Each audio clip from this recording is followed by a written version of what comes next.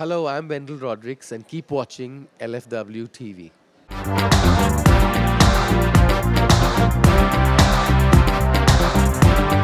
Hi, after a very long gap of 12 years, I'm Arpana Sharma, back in India, enjoying myself at Lakme Fashion Week. Proud to be Indian and with Goa in his veins, let's meet designer par excellence, Wendell Rodricks. So, Wendell, tell me, when did you realize that you wanted to be a designer? I think every designer will tell you that they wanted to be a designer since they were very young, but you don't really put your finger on it and say, I want to be a designer, because I think the word designer, when I was growing up, it did not exist in India. It was mainly, designers overseas like Saint Laurent or Chanel that you heard about. I did know that I had a good sense of aesthetics because from the time I was a very young child, maybe even as young as 6 years old, so I just knew I had the aesthetics, but frankly, I did not know the word designer. When I knew that I wanted to do something with clothing, there was no FIT in India at that time. There was only JJ School of Arts. So you had to learn 7 years of art, which I didn't want to do. So I took up hotel management. I studied there for 3 years, worked in that industry for 6 years, Far and cry from what you're doing yes, now. saved enough of money, and then got myself a degree in Los Angeles, went to Paris, did higher studies, and came back to India Again, in fashion? in fashion. In fashion. Yeah. So, when was your first show or showing in India? When did you start here? My first showing in India, I recall very distinctly, it was at the Regal Room in the Oberoi, 1989. It was a remarkable show for one simple reason is that the models were getting themselves made up by a professional makeup artist for the first time. Before that, everybody carried their own makeup, I remember those bags of days. shoes. Yes, we had our own shoes, we did our own makeup, we did Yes. our own hair. Big struggle. I remember Jojo was doing the makeup and everybody was super excited. You would say you've reached the peak of your career now. I am at that level or a certain platform. I've always been a designer who's diversified.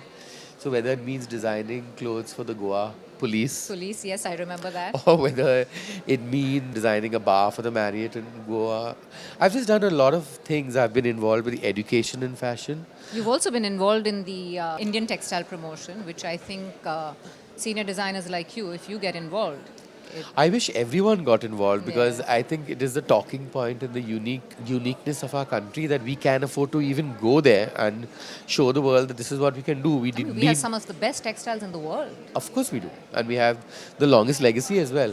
The last collection we saw, what was your inspiration behind it?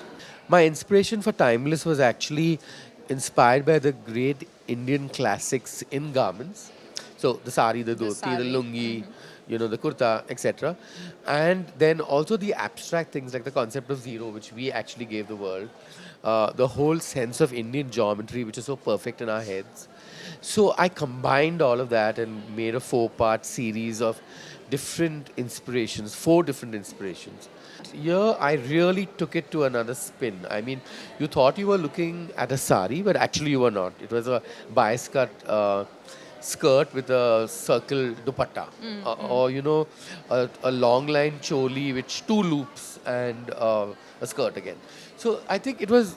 I had fun playing it. Towards the end, I actually had 2 red carpet gowns that Gowns. were definitely sari inspired. You looked at it and said, "Hey, listen, that is not a sari. It's not a gown, but it's definitely coming from a sari." So, what does fashion mean to you? Fashion to me means nothing. Really nothing. I detest the word fashion because it means like, what's in fashion now. And I really am a timeless, trendless designer. But I really concentrate on style. For me, fashion is actually style. Style, yes. Developing your own style, taking it forward. How do you bring a freshness to your collections? From the time I studied in Paris, I'm talking of now 88, I did not realize that there was actually a technique behind creating a freshness. I learned that in Paris. Because there is a technique. You have to get into the emotion of what you are believing in your theme, and everything follows from there. When I'm doing my collection, I spend about maybe a month thinking of the pieces. Then I draw them out. Then what I do is I lock myself up. I do not go out for about 3 weeks and only go to my studio and back and literally live and breathe the collection. Your book, The Green Room, launched at LFW this year. What was the inspiration? What put the idea to get this book going? The Green Room is a memoir about my life in fashion. It's also about the evolution of the Indian fashion industry over the last 25 years. It was a great book release. Malaika did the honors, and I'm very happy with the way it's turned out because it's not only my story, but it's in a way the story of LFW, how it developed from the nascent stage. I remember sitting with Anil Chopra and Sonia Singh on the steps of the New York Library and actually planning it. I remember Lubna was there at that time in New York, and she said, "Are you all really going to have an India Fashion Fashion Week?" It Week. was seemed almost impossible, but IMG did the impossible by bringing together all the designers on one platform. And now I look back on the days and say, how did we do business without, Out Fashion format, Week? yeah. But it worked. Great talking to you, and I'm hoping to get my hands on the book really soon. I would like to think And I'll I'm sign a part of copy. that. Yes, absolutely.